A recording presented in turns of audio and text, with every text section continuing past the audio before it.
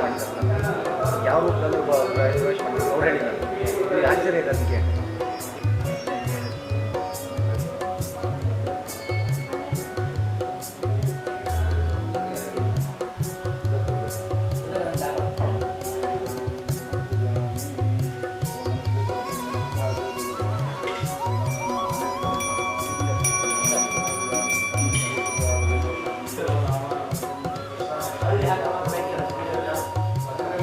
महाकाली महालक्ष्मी महासरस्वती देवताः नंदासागंबरी भीमाशक्त्या रक्तुंदिका दुर्गा भ्रामर्यो बीजानि अग्निवायुर्या सत्त्वानि ऋग्यजु संवेदा ध्यानानि यजमानस्य सकल कामना सिद्धये श्री महाकाली महालक्ष्मी महासरस्वती प्रीत्यर्थे जपे विनियोगः ओम भगिनी चूलिनी घोराग्नि चक्रे दधा वृंदावन वरदान करने स्वाहा और राजामेश्वर विशांत के अक्षर से ब्राह्मणात और सुपर जांगे जय स्वाहा उनको ज्ञान रूपाणी प्रयोजन त्यागदा हे प्रथमादित्याहाराम साफा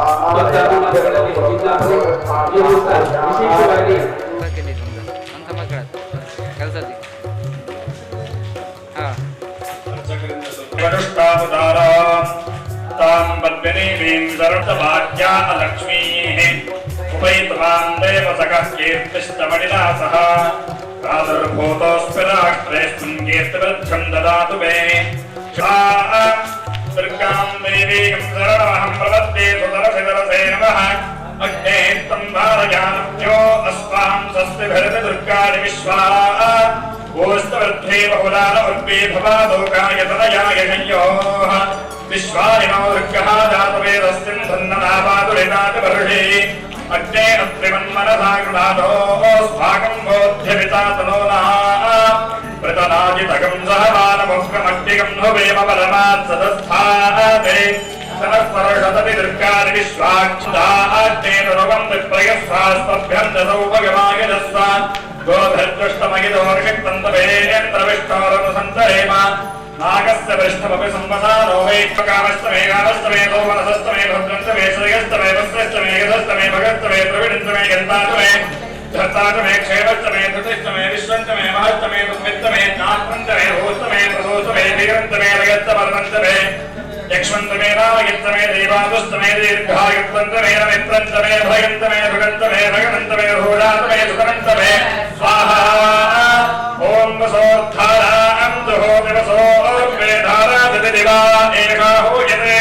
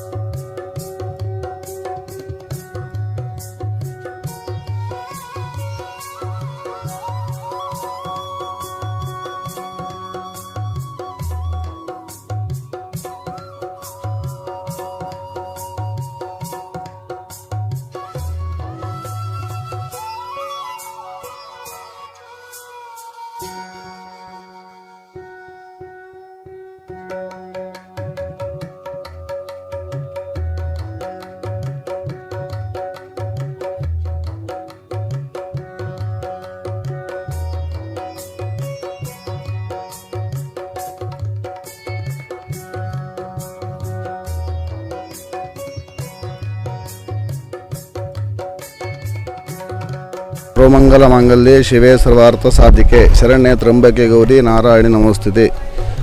ವಿಶೇಷವಾಗಿ ಕಲಿಯುಗದಲ್ಲಿ ದುರ್ಗಾ ವಿನಾಯಕ ಅಂತ ಹೇಳ್ತಾರೆ. ಕಲಿಯುಗದಲ್ಲಿ ಎಲ್ಲೆಲ್ಲಿ ಗಣಪತಿ ದೇವಸ್ಥಾನಗಳಿವೆ ಹಾಗೂ ಎಲ್ಲೆಲ್ಲಿ ಅಮ್ಮನವರ ದೇವಸ್ಥಾನಗಳಿವೆ ಅವು ಅತಿ ಶೀಘ್ರವಾಗಿ ಪ್ರಗತಿ ಹೊಂದದೆ ಎನ್ನುವಂಥದ್ದು ಶಾಸ್ತ್ರ. ಹಾಗೆ ವಿಶೇಷವಾಗಿ ಈ ಚಂಡಿಕಾ ದೇವಸ್ಥಾನ ಅನ್ನುವಂಥದ್ದು ಕಳೆದ 3 ವರ್ಷಗಳಿಂದ ಈ ವರ್ಷ ಸೇರಿಸಿ 4ನೇ ವರ್ಷದ ನವರಾತ್ರಿಯ ವಿಶೇಷವಾಗಿ ಜನರು ಸೇರುವಂಥದ್ದು, ಹಾಗೆ ವಿಶೇಷವಾಗಿ ಸೇವೆಗಳನ್ನು ಮಾಡುವಂಥದ್ದು ನಾವು ನೋಡ್ತಾ ಇದ್ದೇವೆ.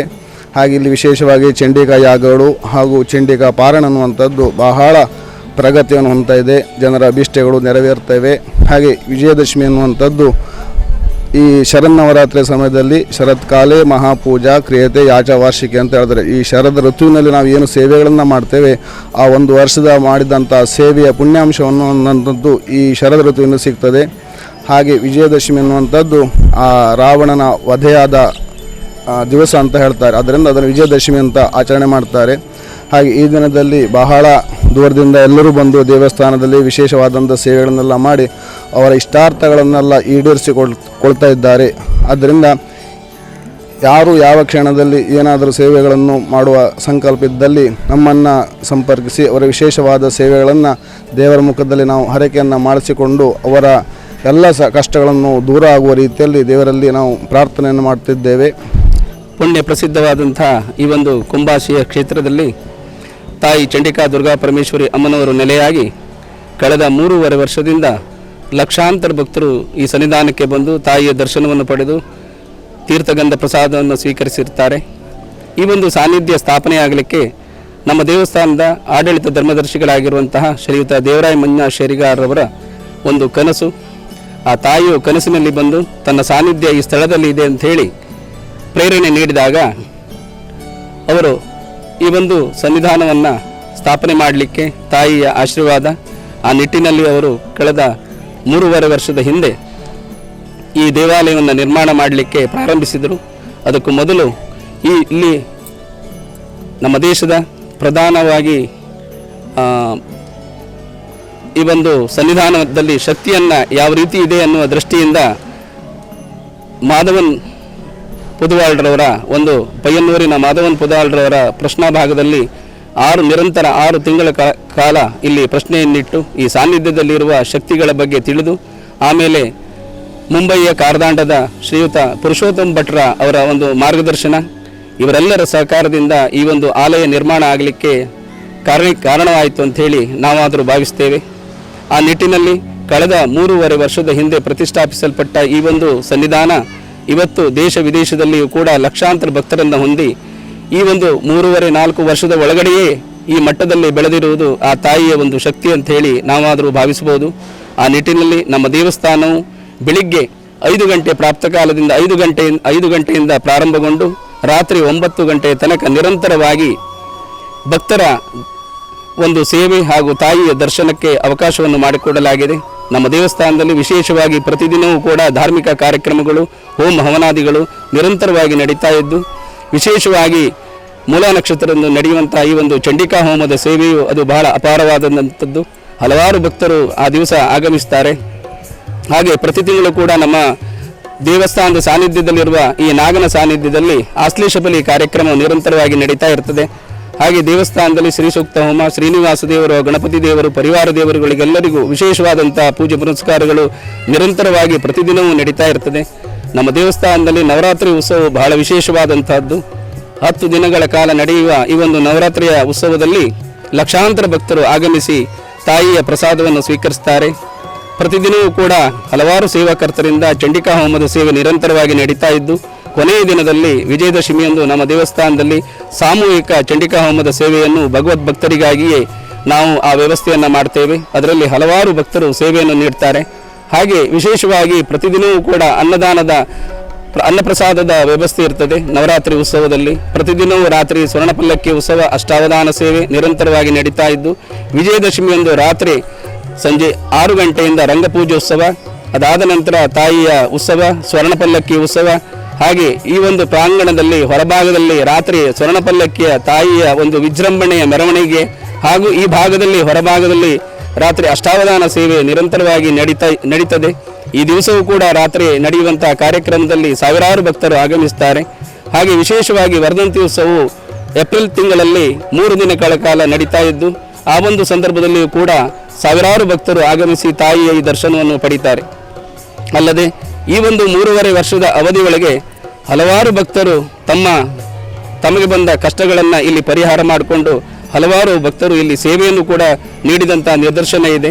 ಆ ನಿಟ್ಟಿನಲ್ಲಿ ಕುಂಭಾಶಿಯ ಈ ಒಂದು ಪವಿತ್ರ ಕ್ಷೇತ್ರದಲ್ಲಿ ಈ ಒಂದು ತಾಯಿಯು ನೆಲೆ ನಿಂತು ಈ ದಿವಸ ಒಂದು ಭೂ ಕೈಲಾಸವಾಗಿ ನಿರ್ಮಾಣಗೊಂಡಿದೆ. ಕಾರಣ ಇಷ್ಟೇ, ಬೆಟ್ಟದ ಮೇಲ್ಭಾಗದಲ್ಲಿ ಮಹಾಗಣಪತಿ ದೇವರು, ಹಾಗೆ ಹರಿಹರ ದೇವರು, ಹಾಗೆ ಅಯ್ಯಪ್ಪ ಸ್ವಾಮಿಯ ದೇವರುಗಳು, ಹಾಗೆ ಇಲ್ಲಿಯೇ ಪಕ್ಕದಲ್ಲಿ ಕೋಟಿಲಿಂಗೇಶ್ವರ ದೇವರು, ಹಾಗೂ ಈ ಸನ್ನಿಧಾನದಲ್ಲಿ ಅಮ್ಮನವರ ಒಂದು ಸಾನ್ನಿಧ್ಯ ಸ್ಥಾಪನೆಯಾಗಿ ಪರಿಪೂರ್ಣವಾದಂತಹ ಭೂ ಕೈಲಾಸವಾಗಿ ಈ ಒಂದು ಕುಂಭಾಶಿ ಕ್ಷೇತ್ರ ಇಂದು ಪ್ರಸಿದ್ಧಿಯನ್ನು ಪಡೆದಿದೆ ಅಂತ ಹೇಳಿದರೆ ತಪ್ಪಾಗಲಿಕ್ಕಿಲ್ಲ.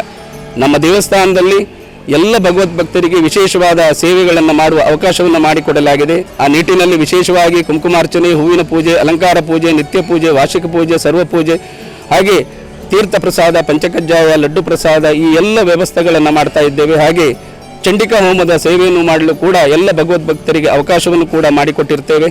ಅದಲ್ಲದೆ ಈ ಒಂದು ವ್ಯವಸ್ಥೆಗೆ ನಮ್ಮ ಆಡಳಿತ ಧರ್ಮದರ್ಶಿಗಳಾಗಿರುವ ಶ್ರೀಮತಿ ಅನಿತಾ ಹಾಗೂ ಶ್ರೀಯುತ ದೇವರಾಯ ಮನ್ಯಾಶೇರಿಗಾರವರ ಒಂದು ಮಾರ್ಗದರ್ಶನದಲ್ಲಿ ಈ ಒಂದು 3.5 ವರ್ಷದಿಂದ ನಿರಂತರವಾಗಿ ನಡೀತಾ ಇದ್ದು ಇನ್ನು ಮುಂದೆ ಕೂಡ ಎಲ್ಲ ಭಕ್ತರ ಸಹಕಾರದಿಂದ ಈ ಕ್ಷೇತ್ರವು ಅಭಿವೃದ್ಧಿ ಹೊಂದಲಿ ಅಂತ ಹೇಳಿ ನಾವು ಆಡಳಿತ ಮಂಡಳಿಯ ಪರವಾಗಿ ಮತ್ತೊಮ್ಮೆ ಈ ವಿಷಯವನ್ನು ತಿಳಿಸುತ್ತಾ ತಮಗೆಲ್ಲರಿಗೂ ವಂದನೆಗಳನ್ನು ಸಲ್ಲಿಸುತ್ತೇನೆ. ವಂದನೆಗಳು.